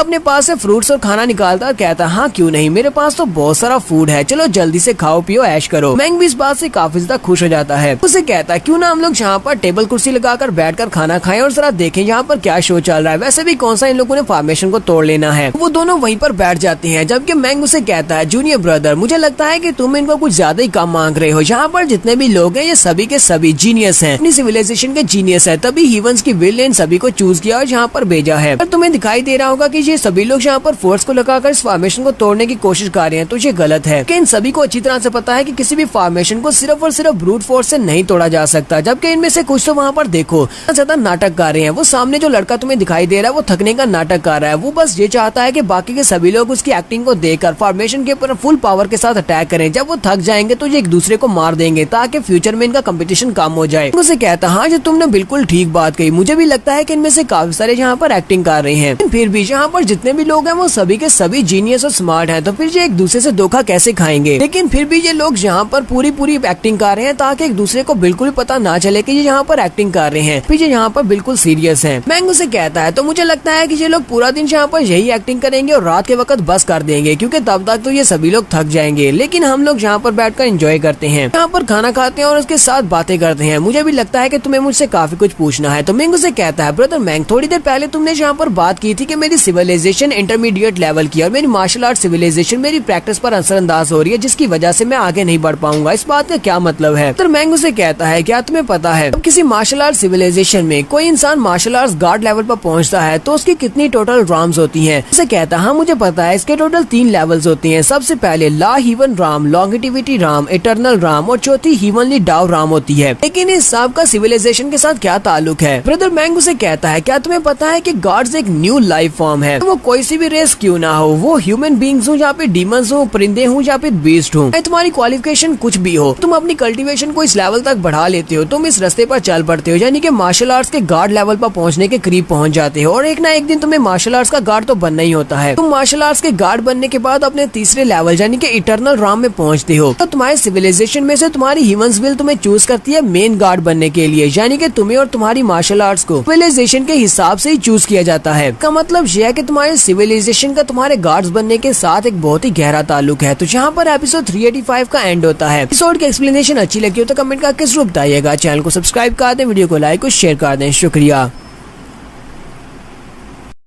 तो गाइस कैसे हैं आप सब लोग। रिवेंज सीकर के एपिसोड 386 के साथ हाजिर हूँ। तो लास्ट एपिसोड के एंड पे हमने देखा था फिर मैंग हमारे मिंग को बता रहा होता है कि सिविलाइजेशन की अगर बहुत ज्यादा लो है तो आप एक गार्ड नहीं बन सकते, मेन गार्ड तो बिल्कुल भी नहीं बन सकते क्योंकि सिविलाइजेशन हमेशा आपके गार्ड बनने के रास्ते में बहुत बड़ी रुकावट होती है। मिंग उसे कहता है तो तुम्हारे कहने का मतलब यह है कि गार्ड बनने के बाद जब हम लोग अपने इटर्नल राम में पहुंचते हैं तभी हम लोग एक मेन गार्ड बन सकते हैं और हमारी मार्शल आर्ट्स की जो सिविलाइजेशन है क्योंकि अगर बहुत ज्यादा लो लेवल की है तो हम लोग कभी भी एक मेन गार्ड नहीं बन पाएंगे। तुम्हारे कहने का ये भी मतलब है कि मैं कभी भी एक मेन गार्ड नहीं बन सकता क्योंकि मैं एक लो क्लास की सिविलाइजेशन से हूँ। क्या तुम यही कहना चाहते हो। मैंग उसे कहता हाँ तुम ऐसा भी कह सकते हो, मेरे कहने का वैसे मतलब यही था। सीधे सीधे लफ्जों में यही है कि तुम्हारी सिविलाइजेशन क्योंकि इंटरमीडिएट लेवल की है, इंटरमीडिएट है लेकिन फिर भी ये एक लो क्लास की सिविलाइजेशन है, इसके लिए तुम एक कभी भी मार्शल आर्ट्स के मेन गार्ड नहीं बन सकते। इटर्नल राम में पहुंचने के बाद तुम्हारी कल्टीवेशन काफी नहीं है बल्कि तुम्हारी सिविलाइजेशन की बैकग्राउंड भी ज्यादा स्ट्रॉन्ग होनी चाहिए। जितनी ज्यादा तुम्हारी सिविलाइजेशन स्ट्रॉन्ग होगी उतने ज्यादा तुम्हारे चांसेस होंगे मेन गार्ड बनने के। क्या तुमने आज से पहले किसी मेन गार्ड को देखा है सिविलाइजेशन बहुत ज्यादा कमजोर और वो मेन गार्ड बन गया हो। लेकिन नहीं, आज से पहले तुम्हारी मार्शल आर्ट की सिविलाइजेशन में से भी कोई मेन गार्ड नहीं बन सका क्योंकि तुम्हारी मार्शल आर्ट सिविलाइजेशन बहुत ज्यादा वीक है। जितनी ज्यादा तुम्हारी सिविलाइजेशन स्ट्रॉन्ग होगी उतनी ज्यादा तुम्हारी इटर्नल राम स्ट्रॉन्ग होगी। ये दोनों ही कंपोनेंट्स एक दूसरे के ऊपर डिपेंड करते हैं। सिविलाइजेशन और तुम्हारी इटर्नल राम ये दोनों एक दूसरे के ऊपर डिपेंड करते हैं। जितना ज्यादा ये दोनों बेहतर होंगे उतना ही ज्यादा तुम्हारे मेन गार्ड बनने के चांसेस ज्यादा है। मैंग उसे कहता है तो इसका मतलब तो ये है कि मेरा यहाँ पर टेस्टिंग ग्राउंड में आने का कोई फायदा ही नहीं है क्योंकि ये टेस्टिंग ग्राउंड के टेस्ट तो मेन गार्ड बनने के लिए दिया जा रहा है और मैं मेन गार्ड नहीं बन सकता। मैंग उसे कहता अब ऐसा भी जरूरी नहीं है, हो सकता है कि बहुत ही जल्दी तुम्हारी martial art civilisation intermediate level से एडवांस लेवल पर पहुंच जाए या फिर सुपर लेवल पर पहुंच जाए, तो तुम्हारे लिए ये बहुत ज्यादा आसान हो जाएगा। या फिर ऐसा भी हो सकता है कि तुम अकेले ही अपनी सिविलाइजेशन को इंटरमीडिएट से सुपर लेवल पर पहुंचा दो, लेकिन इसके चांसेस बहुत ज्यादा समाल है। जो सीधी सादी बात थी वो तो मैं तुम्हें बता दी। मैं यहाँ पर तुम्हें तुम्हारा दिल खट्टा करने की कोशिश नहीं कर रहा और ये भी नहीं कह रहा कि तुम इस ट्रायल से वापस चले जाओ। मैं तो बस तुम्हें फैक्ट्स बता रहा हूँ कि तुम्हारे चांसेस बहुत ज्यादा कम है। मुझे पता है कि तुम्हारे पास काफी सारे टैलेंट्स है, तुम्हारी फिजिकल स्ट्रेंथ काफी ज्यादा है, तुम्हारी कल्टीवेशन बेस भी काफी अच्छी है। इसका मतलब यह है कि तुम अकेले ही अपनी सिविलाइजेशन को हायर लेवल्स पर पहुंचा सकते हो। इसलिए मैं चाहता हूँ कि तुम अपना रास्ता चूज करो, अपनी प्रैक्टिस को आगे बढ़ाते रहो, यहाँ तक कि तुम एक मेन गार्ड बन जाओ। हालांकि ये दोनों ही पाथ्स बहुत ज्यादा मुश्किल है, लेकिन पास्ट में तुम्हें हमारी हिस्ट्री के बारे में तो पता होगा, हमारी ह्यूमन सिविलाइजेशन बहुत ज्यादा पावरफुल हुआ करती थी। जब सारे के सारे इंसान सिर्फ एक ही जगह के ऊपर रहा करते थे, उस वक्त टोटल एक ही कॉन्टिनेंट हुआ करता था। उस वक्त इंसान इतना पावरफुल था कि वो मेन गार्ड लेवल पर पहुंचा और उसने इंसानों को ग्लोरी दिखाई, यानी कि वो बहुत ज्यादा पावरफुल हो गए थे। तुमने ये कहानी भी सुनी होगी कि इंसानियत को बचाने के लिए अपने बड़े से कॉन्टिनेंट के टुकड़े करने पड़े। बड़े से ट्रेजर बेल को यूज करते हुए बड़े से कॉन्टिनेंट को बहुत से छोटे छोटे टुकड़ों में चेंज कर दिया गया, जिसकी वजह से ये सारी की सारी ह्यूमन सिविलाइजेशन बनी है। बड़े कॉन्टिनेंट के टुकड़े करने की वजह से सभी इंसानी रेसेस बच तो गई, लेकिन एक छोटे छोटे टुकड़ों पर चेंज हो गई, यानी कि अब इंसानों के लिए एडवांस लेवल पर पहुंच पाना काफी ज्यादा मुश्किल हो चुका है। मिंगू से कहता है, जितना मुझे पता है कि तुम्हारी कन्फ्यूशियन सिविलाइजेशन के पास तो पहले से एक मेन गार्ड है, फिर तुम यहाँ पर मेन गार्ड के ट्रायल के लिए क्यों आए हो? मिंग सोच रहा होता है, यही मुझे इनविजिबल स्वर्ड ने इसके बारे में बताया है। इनविजिबल स्वर्ड ने बताया था कि यहाँ पर एक मॉन्क है जिनकी सिविलाइजेशन के पास पहले से मेन गार्ड है और वो सुपर सिविलाइजेशन बनने के बहुत ज्यादा करीब है। ब्रदर मैंग से कहता है, जैसा कि मैं तुम्हें यहाँ पर इस बारे में बता रहा था, बिल्कुल वैसी बात है। हाँ, हमारे पास मेन गार्ड है, लेकिन हमारा मेन गार्ड इतना पावरफुल नहीं है क्योंकि हमारी सिविलाइजेशन काफी ज्यादा वीक है और हमारे मेन गार्ड को यहाँ पर होल्ड नहीं कर पा रही। यहाँ पर जितनी भी दूसरी सिविलाइजेशन है जिनके पास अपने मेन गार्ड है, वो काफी ज्यादा पावरफुल है और हमारा मेन गार्ड उनके मुकाबले में बहुत ज्यादा वीक है। वो हमारी पूरी सिविलाइजेशन को बचा नहीं सकता। इसी वजह से हम लोग यहाँ पर ट्रायल के लिए आए हैं। हम एक नए मेन गार्ड की जरूरत है। मिंगू से कहता है, हो सकता है कि इस बार के टेस्टिंग ग्राउंड में टेस्ट को पास करने के बाद तुम्हारी कन्फ्यूशियन से योर मेन गार्ड अपीयर हो। जबकि ब्रदर मैंगू से कहता है, मुझे तो लगता है कि यहाँ पर किसी और एक ऐसे इंसान को अपीयर होना चाहिए जिसके पास इतनी पावर हो कि वो सारी की सारी सिविलाइजेशन को दोबारा से यूनाइट कर दे और एक बड़ा सा कॉन्टिनेंट बनाया जाए, जिस तरह पहले एक कॉन्टिनेंट हुआ करता था। तुम मेरी इस बात का मतलब समझ रहे हो? अगर यहाँ पर पूरी 100 सिविलाइजेशन हो जो कि सारी की सारी एडवांस लेवल की हो और वो सभी लोग मिलकर अगर यहाँ पर सोचेंगे, तो सोचो जरा सभी इंसान कितनी ज्यादा तरक्की करेंगे। कोई भी यहाँ पर दुखी नहीं होगा, सभी खुश होंगे। उसकी बात सुनने के बाद कहता, हाँ ये तो तुमने बिल्कुल ठीक कहा। अगर सभी के सभी सिविलाइजेशन एक जगह पर कंबाइन हो जाती है तो इससे तो इंसान वाकई में बहुत ज्यादा खुश हो जाएंगे और उनके पास बहुत ज्यादा प्रॉस्पेरिटी आएगी। वो मैंग से कहता है, ब्रदर मैंग, क्या पहले ऐसा कभी हो चुका है? क्या कभी किसी इंसान ने सिविलाइजेशन को इकट्ठा करने की कोशिश की है? तो मैंग उसे कहता है, ऐसा हो चुका है। उस ह्यूमन गार्ड ने जिसने उस रीइंकार्नेशन बेल को यूज करते हुए सारे के सारे कॉन्टिनेंट को टुकड़ों में चेंज किया था और इंसानियत को बचाया था और बहुत सारी छोटी छोटी सिविलाइजेशंस बना दी थी। उसने इन सभी इंसानों के ऊपर राज किया था। वो एक अकेला इंसान था, सारी की सारी सिविलाइजेशन को बाइंड किया था, इनको यूनाइट किया था। उस वक्त इंसान बहुत ज्यादा तरक्की कर रहे थे और वो बहुत ज्यादा पावरफुल थे। उस वक्त ये लोग इतने ज्यादा पावरफुल थे। हमारी कन्फ्यूशियन सिविलाइजेशन के पास जो मेन गार्ड है ये भी उसी वक्त बॉर्न हुआ था। उस वक्त हमारे पास पावर ज्यादा थी। एंशिएंट टाइम्स में ना सिर्फ हमारे कन्फ्यूशियम बल्कि इमॉर्टैलिटी, बुद्धिज्म, विचक्राफ्ट, मैजिक और गोस्ट, इन सारे सिविलाइजेशन के पास भी इनके मेन गार्ड थे और वो बहुत ज्यादा पावरफुल थे। वो एरा इंसानों के लिए सबसे बेहतरीन एरा था। उस वक्त जहाँ पर बहुत सारे मार्शल आर्टिस्ट और बहुत ही पावरफुल मार्शल आर्ट सिविलाइजेशन थी। सभी के पास अपने अपने मेन गार्ड थे, लेकिन उसके बाद कुछ ऐसा हुआ कि उस मेन गार्ड को अपनी पूरे कॉन्टिनेंट को छोटे छोटे टुकड़ों में चेंज करना पड़ा, जिसकी वजह से अब इन सभी के दरमियान में आपस में कोई भी कम्युनिकेशन नहीं बची। सभी सिविलाइजेशन अब आपस में एक दूसरे से बात नहीं करती बल्कि एक दूसरे के दुश्मन बन चुकी हैं। मिंग उसकी बात सुनने के बाद इमेजिन कर रहा होता है कि अगर सारी के सारी सिविलाइजेशन को दोबारा से कोई मेन गार्ड यहाँ पर इकट्ठा कर देता है तो इससे इंसान कितना ज्यादा राइज करेंगे। काश मैं भी कभी उस एंशिएंट टाइम में रह पाता और महसूस कर पाता कि वहाँ पर रहना कैसा लगता है। तो मिंग ब्रदर मैंग से कहता है, क्या तुम्हें इस जगह के बारे में पता है कि ये ट्रायल ग्राउंड, ये जिस प्लेनेट या फिर जो भी ये जगह है इसके ऊपर हम है, ये किसने बनाया है? क्या ये व्हील ऑफ हीवन ने बनाया है? ब्रदर मैंग उसे कहता है, नहीं, ये व्हील ऑफ हीवन ने नहीं बनाया, बल्कि कुछ बहुत ही बूढ़े मास्टर्स हैं, एंशिएंट मास्टर्स, जो कि हर एक सिविलाइजेशन से उनके आपस में ताल्लुकात हैं और उन लोगों ने इस जगह को सेटअप किया है। इस वक्त वो पीछे बैठे हम सभी के ऊपर नजर रख रहे हैं। उन्हें पता है कि हम यहाँ पर क्या कर रहे हैं। तो सभी लोग इतने ज्यादा बुढ़े और एंशिएंट हैं कि वो उस वक्त से जिंदा हैं, जब से ये बड़ा सा कॉन्टिनेंट एक कॉन्टिनेंट हुआ करता था। उन सभी बुढ़े मास्टरों को पता होगा कि हमारे पर मुश्किल आने वाली है, इसी वजह से उन्होंने इन ट्रायल्स को स्टार्ट किया है। वो लोग चाहते हैं कि उन्हें नए टैलेंट्स मिले और नए पावरफुल लड़के चाहिए कि उनकी सिविलाइजेशन को आगे लेकर जा सके। मैंने तो यहाँ तक सुना है कि इस टेस्ट के एंड के ऊपर हमें एक बहुत ही पावरफुल ट्रेजर को हंट करना होगा। वो ट्रेजर जिस भी सिविलाइजेशन को मिलेगा वही बाकी सिविलाइजेशन के ऊपर राज करेगी। सारे के सारे बुढ़े मास्टर ये ट्रायल टेस्ट इसीलिए रख रहे हैं ताकि वो यहाँ से कुछ नए लड़कों को, कुछ नए टैलेंटेड बच्चों को ट्रेन कर सके। सभी बच्चे क्योंकि जीनियस होंगे, वो उन सभी को ट्रेजर को हासिल करने के लिए उस ट्रायल ग्राउंड में भेजेंगे जहाँ से उन्हें वो ट्रेजर मिल सकता है। उसकी बात सुनने के बाद कहता है, तो ये कौन से ट्रेजर की बात कर रहे हो, ये कौन सा फॉर्चून ट्रेजर है। ब्रदर मैंग उसे कहता है मैं जहाँ पर जिस ट्रेजर की बात कर रहा हूँ वो इस दुनिया का सबसे पावरफुल ट्रेजर है। तुमने सुना होगा बेल ऑफ रीइंकार्नेशन, जिसको यूज करते हुए कॉन्टिनेंट के टुकड़े किए गए थे। मैं जहाँ पर उसी ट्रेजर की बात कर रहा हूँ। साथ ही ब्रदर मैंग उसे कहता है तुम्हें फिलहाल के लिए उस बेल के बारे में नहीं सोचना चाहिए, क्योंकि वो बैंगटियन बेल यहाँ से बहुत ज्यादा दूर है। तो हम लोग फिलहाल के लिए इस ट्रायल ग्राउंड में आए हैं। तकरीबन 10,000 साल के बाद वो वाला ट्रायल टेस्ट आएगा जिसमें हमें वो वाला इनाम मिलेगा, यानी कि वो बेल मिलेगी। फिलहाल के लिए हमें इस बारे में नहीं सोचना चाहिए। अभी फिलहाल के लिए इस बड़ी सी फॉर्मेशन के बारे में सोचो। इस पगोडा के अंदर भी कुछ रिवार्ड्स रखे हुए हैं, हमें वो चाहिए। उसे कहता है ब्रदर क्या तुम्हें पता है कि इस बड़े से पगोडा के अंदर कौन सा रिवार्ड रखा हुआ है? क्या वो वाकई में इतना ज्यादा स्पेशल है कि हमें फॉर्मेशन को तोड़कर अंदर जाना चाहिए? ब्रदर मैंग उसे कहता है हाँ, इस पगोडा के अंदर एक पिल रखी हुई है जिसको टियानलोंग बुद्धा पिल कहा जाता है। तो टियानलोंग की सोल के साथ रिफाइन किया गया है और उसके ऊपर थर्ड बुद्धा ने अपनी ब्लेसिंग्स को शामिल किया है। कोई छोटी सी आम सी बात नहीं है, वो पिल वाकई में बहुत ज्यादा स्पेशल है। वो भी बंदा उस पिल को कंज्यूम करेगा उसके पास सोल पावर आ जाएगी, बुद्धा की थर्ड बुद्धा की सोल पावर उसके पास आ जाएगी। अब इतना ही नहीं बल्कि उसकी विजडम बहुत ज्यादा बढ़ जाएगी, वो पहले से बहुत ज्यादा समझदार हो जाएगा। मुझे कहता है ये तो वाकई में बहुत ज्यादा अच्छी बात है, तो फिर तो हमें उस पिल को लेने के लिए जाना पड़ेगा। तो मैंग उसे कहता है हाँ ये बहुत ज्यादा अच्छी बात है, लेकिन अफसोस की बात यह है कि सिर्फ और सिर्फ बुद्धिस्ट या फिर ताओइस्ट सिविलाइजेशन से ताल्लुक रखने वाले लोग ही उस पिल को खा सकते हैं, कंज्यूम कर सकते हैं। ऐसे लोग जिनका ताल्लुक बुद्धा के साथ हो या फिर उनके पास बुद्धा की सिविलाइजेशन की कोई पावर्स हो, सिर्फ वही लोग उस पिल को कंज्यूम कर सकते हैं। इसके अलावा बाकी सभी लोगों के लिए वो पिल बिल्कुल बेकार है। मिंग उसकी बात सुनने के बाद सोच रहा होता है ये तो अच्छी बात है कि मेरे पास पहले से बुद्धा की पावर्स हैं, इसका मतलब मैं उस पिल को खा सकता हूँ। कई बार एक बहुत ही पावरफुल हटे कटे बंदे को दिखाते हैं जो कि किसी दूसरी सिविलाइजेशन से होता है। वो उन सभी से चिल्लाकर कहता है क्या तुम में से कोई ऐसा है जिसको फॉर्मेशन की मास्टर के बारे में पता हो, जो इस फॉर्मेशन को खोल सकता हो?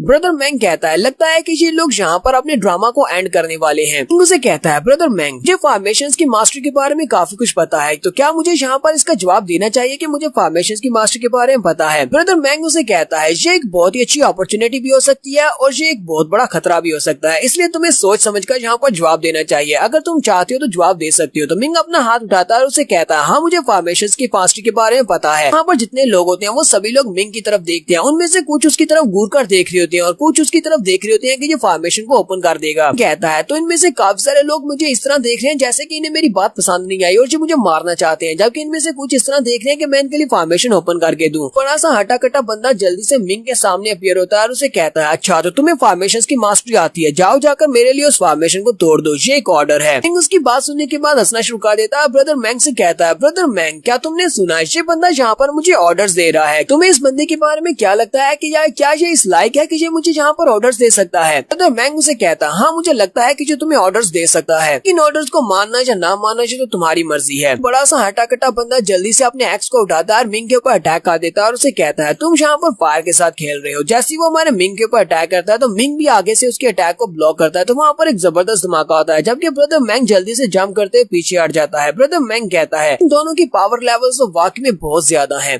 मिंग ऐसा दिखता नहीं लेकिन इसकी स्ट्रेंथ बहुत ज्यादा है। यहाँ पर हमारी एपिसोड 386 का एंड हो जाता है। एपिसोड की एक्सप्लेनेशन अच्छी लगी हो तो कमेंट करके जरूर बताइएगा। चैनल को सब्सक्राइब कर दें, वीडियो को लाइक और शेयर कर दें। शुक्रिया। तो गाइस कैसे हैं आप सब लोग? रिवेंज सीकर के एपिसोड 387 के साथ हाजिर हो। द लास्ट एपिसोड के एंड पे हमने देखा था उस बड़ी सी पगोडा के बाहर एक बड़ा सा हटा कटा सा हॉर्न वाला बंदा होता है जो कि उन सभी लड़कों से कहता है क्या तुम में से कोई ऐसा है जिसे फॉर्मेशंस की मास्टरी के बारे में कुछ पता हो? हमारा मिंग अपना हाथ खड़ा करता है और उससे कहता है हाँ मुझे फॉर्मेशंस की मास्टरी आती है। तो वो बंदा उसके सामने अपीयर होता है और उसे कहता है ये ऑर्डर है, चलो जल्दी से इस फॉर्मेशन को हमारे लिए ओपन करो। मिंग ब्रदर मैंग से कहता है ब्रदर मैंग तुम्हें क्या लगता है कि ये बंदा यहाँ पर मुझे ऑर्डर दे सकता है? मैंग उसे कहता है हाँ लगता तो है कि तुम्हें ऑर्डर्स दे सकता है, लेकिन आगे तुम्हारी मर्जी है कि इसके ऑर्डर्स को फॉलो करना है या नहीं। बड़े से हॉर्न वाला जायंट बंदा अपने एक्ट को घुमाते हुए हमारे जाओची के ऊपर अटैक कर देता है। वहाँ पर एक जबरदस्त धमाका होता है। एपिसोड की शुरुआत में दिखाते हैं कि मिंग ने अपने बड़े से ड्रैगन हैमर के साथ उसके अटैक को वहाँ पर ब्लॉक किया होता है, उसके वेपन को ब्लॉक कर लेता है। वहाँ से एनर्जी सर्ज निकल रही होती है, जबकि उस बड़े से हटे कटे हॉर्न वाले बंदे को भी काफी ज्यादा मुश्किल हो रही होती है हमारे मिंग को वहाँ पर ब्लॉक करने में। और मिंग जब वहाँ पर अपने ड्रैगन हैमर के साथ थोड़ा सा जोर लगाता है तो उस बंदे के हाथ से उसका वेपन गिर जाता है है और वो भी पीछे की तरफ गिर जाता है। वो हॉर्न वाला बंदा अपने हाथों की तरफ देख रहा होता है, उसके हाथों के अंदर से उसका वेपन छूट गया जिसकी वजह से वो बहुत ज्यादा गुस्से में है। मिंग ऊपर की तरफ जंप करता है और अपने ड्रैगन हैमर के साथ उसके ऊपर अटैक करने लगा है। वो उसे कहता है अब तुम नहीं बचोगे। जैसे ही वो उसके करीब पहुंचता है वो वहाँ पर एक जोरदार चीख मारता है और कहता है हिम्मत कैसे मेरे सामने इतने एरोगेंट बनने की। और जैसे वो वहाँ पर चीख मारता है उसकी बॉडी के ऊपर उसका जो आर्मर होता है वो टूटना शुरू हो जाता है, आंखें चमक रही होती है और उसके सर के ऊपर उसका जो छोटा सा हॉर्न होता है वो बड़ा होना स्टार्ट हो जाता है। मिंग जल्दी से जंप करते पीछे की तरफ बढ़ता है और कहता है ये हो क्या रहा है।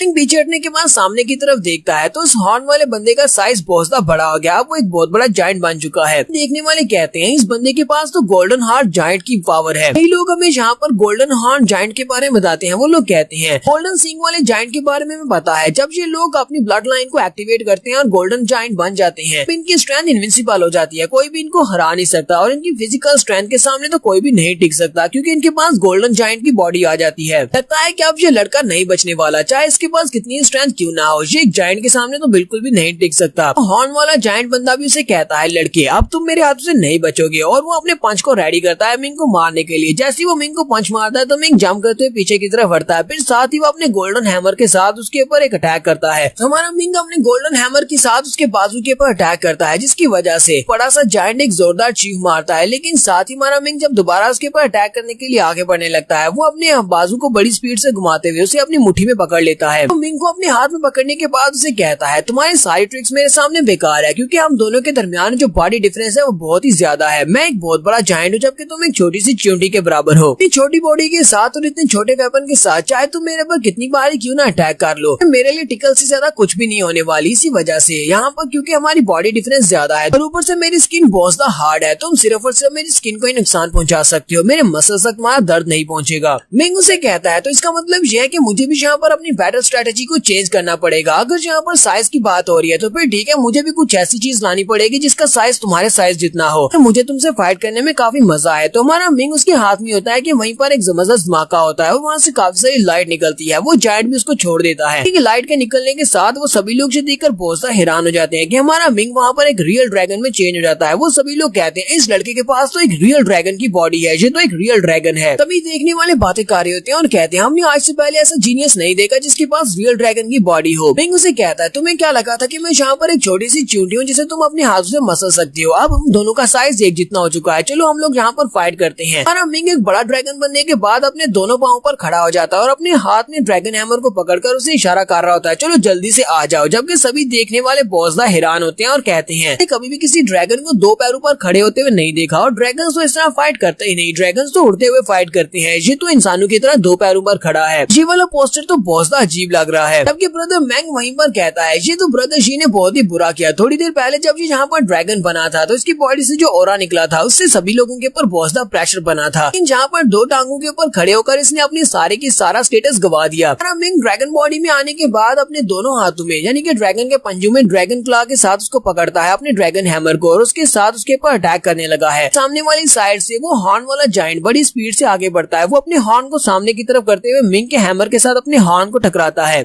वहाँ पर उन दोनों के वेपन आपस में टकराते हैं तो एक जबरदस्त धमाका होता है, वहाँ से बहुत सारी एनर्जी निकलती है। अपने ड्रैगन हैमर के साथ बार बार उसके ऊपर अटैक करता है। जब वो बार बार उसके अटैक्स को अवॉइड कर रहा होता है, एक बार अटैक्स को अवॉइड करने के दौरान मिंग अपने पैर को यूज करते हुए बड़े से जायंट के अंडू को फोड़ देता है। वो उसे किक मारता है जिसकी वजह से वो वहीं पर नीचे हाथ रखकर उल्टा हो जाता है और चिल्लाना शुरू कर देता है। तभी देखने वाले कहते हैं लगता है कि इस बड़े जायंट को बहुत ज्यादा दर्द हुआ होगा क्योंकि एक ड्रैगन ने उसके अंडू को फोड़ा है तो इसको दर्द तो जरूर हुआ होगा, लेकिन इसने बहुत ही गलत किया, इसको यहाँ पर इसके अंडू को नहीं फोड़ना चाहिए था, ये फाइट में बिल्कुल भी फेयर नहीं है। हमारा मिंग उसके नीचे गिरने के बाद अपने बड़े से ड्रैगन हैमर को घुमाता है और उसके सर में फिर से अटैक करता है। वो उसके सर पर मारता है जिसकी वजह से उस बेचारे के मुंह से ब्लड निकलना शुरू हो जाता है। ऐसे मिंग उसके ऊपर एक जबरदस्त अटैक करता है, वहाँ पर फिर से एक जबरदस्त धमाका होता है और बहुत सारी एनर्जी निकलती है। इतनी सारी एनर्जी निकलने के बाद उस बेचारे हॉर्न वाले बंदे की तरफ दिखाते हैं कि उस बेचारे का सींग भी टेढ़ा हो जाता है जबकि वो बहुत ज्यादा गुस्से में होता है। और यहीं पर एपिसोड 387 का एंड हो जाता है। एपिसोड की एक्सप्लेनेशन अच्छी लगी हो तो कमेंट करके जरूर बताइएगा। चैनल को सब्सक्राइब कर दे, वीडियो को लाइक और शेयर कर दे। शुक्रिया।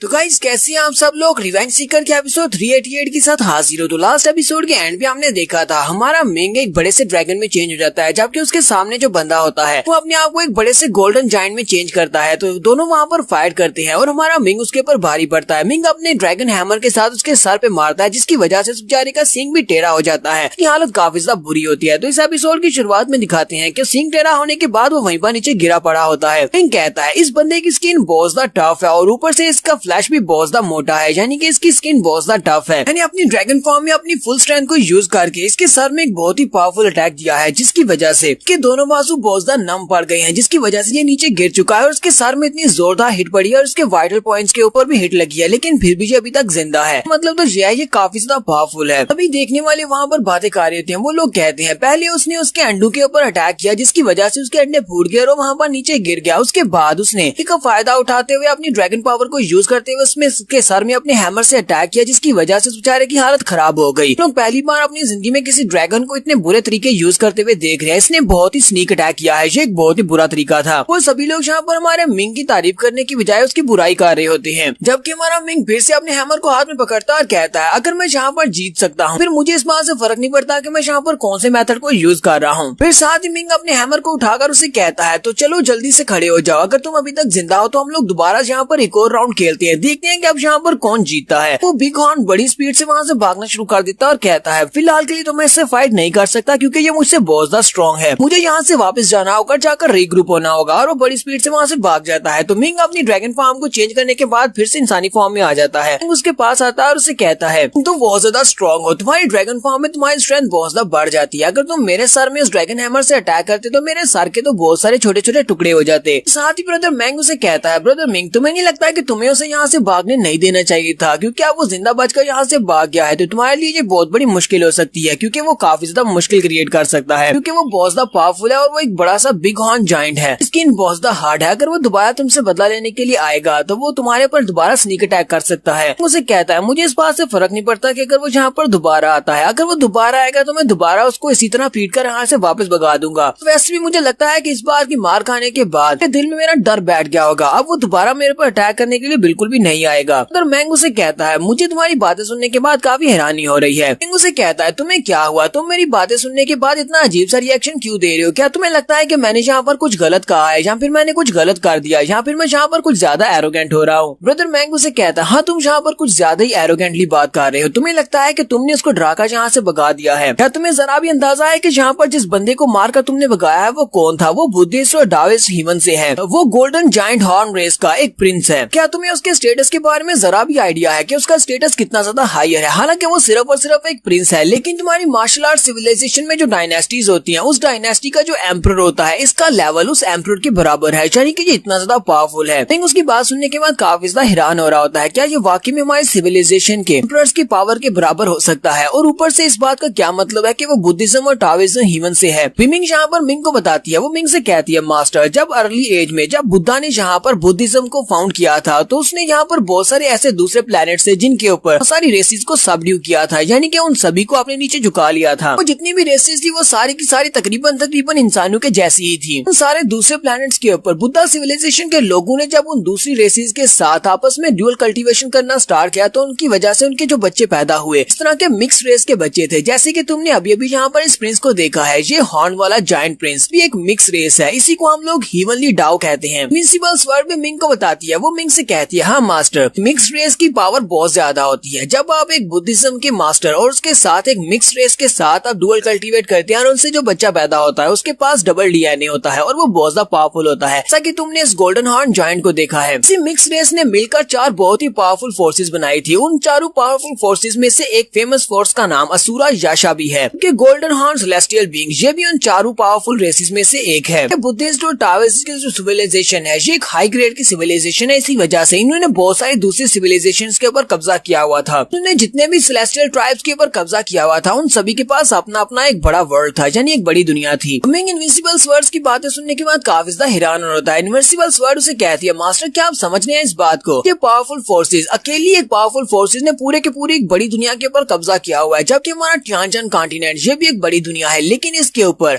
4 बड़ी डायनेस्टीज हैं और चारों बड़ी डायनेस्टीज के अलग अलग एम्परर हैं, उन सभी ने मिलकर इसके ऊपर कब्जा किया है, यानी कि कोई कोई एक पावरफुल रेस ऐसी नहीं है जिसने पूरी की पूरी डायनेस्टी के ऊपर कब्जा किया हो। तो यहाँ पर ये बात साबित होती है क्योंकि अगर वो जायंट हॉर्न एक प्रिंस था, इसका मतलब यह है कि वो अपनी पूरी की पूरी प्लेनेट को यूज कर सकता है, अपने सारे लोगों को यूज कर सकता है टिनजू बिग वर्ल्ड के ऊपर अटैक करने के लिए, कि उसकी पावर आपके किसी भी एम्परर से कम नहीं है। तो मिंग उसकी बातें सुनने के बाद सोच रहा होता है इस दुनिया में जितने भी बाकी की सभी रेसिस है वो सारी की सारी मार्शल आर्ट सिविलाइजेशन से बहुत ज्यादा पावरफुल है, मतलब कि ये जायंट हॉर्न की सिविलाइजेशन भी हमारे सिविलाइजेशन से ज्यादा बेहतर है। यहाँ पर बुद्धिस्ट और टाविस्ट की तो बात ही मत करो। इसका मतलब तो यह है कि यहाँ पर मेरा एक मेन गार्ड बनने का कोई चांस ही नहीं है क्योंकि मेरी मार्शल आर्ट सिविलाइजेशन बाकी की सभी सिविलाइजेशन से बहुत ज्यादा पीछे है। वहीं पर खड़े खड़े बाकी के सभी लड़कों की तरफ देखता है, कहता है यहाँ पर बहुत सारी सिविलाइजेशन के बहुत सारे लोग खड़े हैं और उनमें से ज्यादातर लोग ऐसे हैं जिनकी बॉडी से इतना ऑरा निकल रहा है जो कि उस जायंट हॉर्न वाले प्रिंस से बराबरी पर है या फिर उससे ज्यादा है। मिंग कहता है यहाँ पर इस पगोडा के इर्द गिर्द तकरीबन 100 से भी ज्यादा ऐसे लोग होंगे जो कि दूसरी पावरफुल सिविलाइजेशन से यहाँ पर आए हैं। इनमें से कुछ की पावर तो इतनी ज्यादा टेरिफाइंग है कि मेरा दिल भी जोर जोर से धड़क रहा है। मिंग कहता है ये सारे के सारे जीनियस यहाँ पर इस कंपटीशन को जीतने के लिए आए हैं। अगर मैंने इन सभी को यहाँ पर प्रोवोक किया तो मैं जीत नहीं पाऊंगा। अगर ये सभी लोग मिलकर मेरे पर अटैक करेंगे तो मेरे बचने के चांसेस बहुत ज्यादा कम है और पगोडा के अंदर से ये लोग मुझे रिवार्ड भी नहीं लेने देंगे। मुझे यहाँ पर कुछ ना कुछ तो करना पड़ेगा। मिंग उन सभी लोगों से कहता है तुम सभी लोग यहाँ पर मेरे इर्द गिर्द क्यों इकट्ठे हो गए हो। तुम्हें से एक लड़का उसे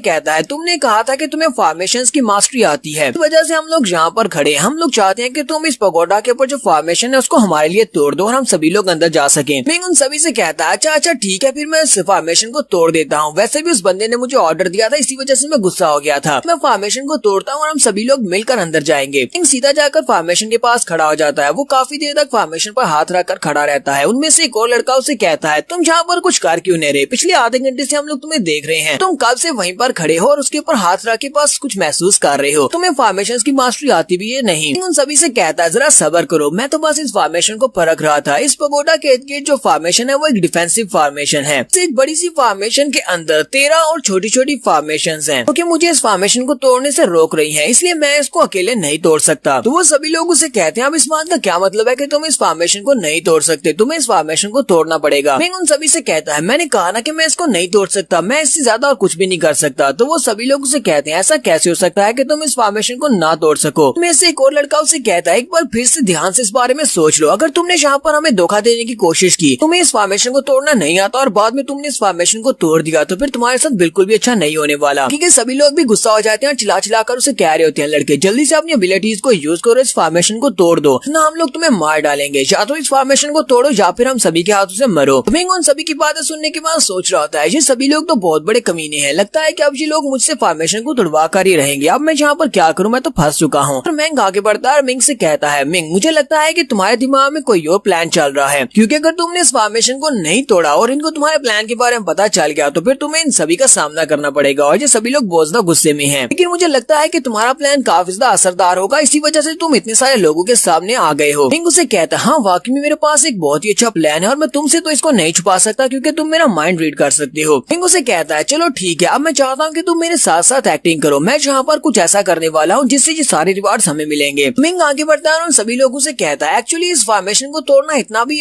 इम्पॉसिबल नहीं है, इस फॉर्मेशन को तोड़ा जा सकता है, लेकिन यह है कि इस फॉर्मेशन को तोड़ने में बहुत सारी एनर्जी कंज्यूम होगी और मैं अकेला इसके लिए काफी नहीं हूँ जो इस फॉर्मेशन को कर सकूं, इसी वजह से मुझे तुम सभी की पावर की जरूरत है। वो सभी लोगों से कहते हैं बताओ तुम्हें हम सभी की मदद कैसे चाहिए, हम तुम्हारी कैसे मदद कर सकते हैं। तो मिंग उन सभी लोगों से कहता है मुझे यहाँ पर एक बड़ी सी अटैक फॉर्मेशन बनानी होगी, हमें इस पगोडा के बाहर एक बहुत बड़ी अटैक फॉर्मेशन बनानी है जिसके लिए मुझे 99 लोगों की जरूरत है। 99 लोग यहाँ पर मिलकर उस फॉर्मेशन को एनर्जी प्रोवाइड करेंगे। मिंग उनसे कहता है और एक बड़ी फॉर्मेशन को बनाने के लिए मुझे पूरे 10,000 12वें लेवल के टेलिस्मन्स की भी जरूरत पड़ेगी। वो सभी लड़के ये बात सुनते ही बहुत ज्यादा हैरान होते हैं और कहते हैं क्या वाकई में यहाँ पर 12वें लेवल के टेलिस्मन मनी की जरूरत पड़ेगी, लेकिन क्या तुम्हें जरा सा भी अंदाजा है कि 12वें लेवल के टेलिस्मन बना पाना कितना ज्यादा मुश्किल है और किसी के पास भी वो कहाँ से आएंगे, क्योंकि 12वें लेवल के टेलिस्मन मनी तो बहुत ज्यादा पावरफुल होती है, क्योंकि इस तरह के टेलिस्मन सिर्फ वही मार्शल आर्ट्स के गार्ड्स बना सकते हैं जो कि मॉर्टल स्टेट के पीक पर हो। हमारा मिंग शायद जहाँ पर इनको बेवकूफ बनाने की कोशिश कर रहा है वो इन्हीं का पैसा इस्तेमाल करते हुए टेलिस्मन खरीदेगा और एक बड़ी सी किलिंग फॉर्मेशन बनाकर इन सभी को शायद मार डालेगा और उसके बाद पगोडा के अंदर से सारे रिवार्ड्स ले लेगा। हम लोग नेक्स्ट एपिसोड में देखेंगे, शायद ऐसा ही हो।